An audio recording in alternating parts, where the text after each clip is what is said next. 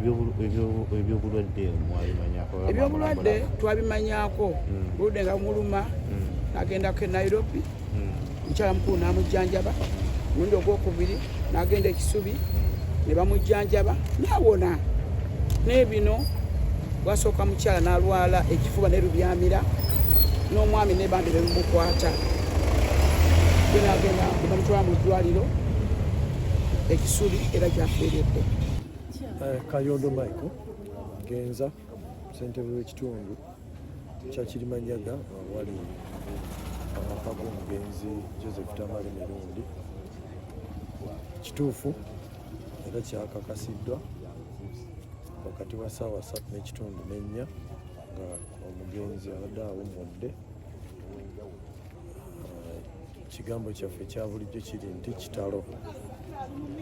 Tetugenda kufuna muntu gwe tugenda kuzzaawo mu bintu biwerako kuba Wamirundi tumumanyidde ebbanga. Nze ng'omuyambi omu ku bantu abankuzizza oba benkulidde mu ngalo, ate era bingi nnyo bye tumuyigiddeko singa munnamawulire wabula nga taata, ng'omuzadde, ng'omutuuze ate era ng'omuntu omukulembeze. Kubanga Mwami Tamale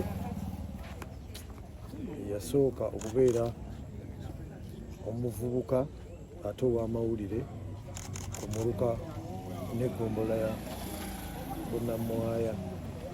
Kale bwe kityo tujja kumusaalirwa nnyo. Tukyali wano wakati mu naye famire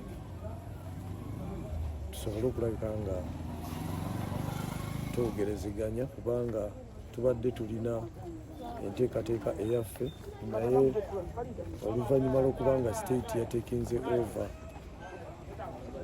ebintu ebisinga obungi nga ne bodo yekyagirina, tugenda kubeera nga tubawa update ekiseera ekiri.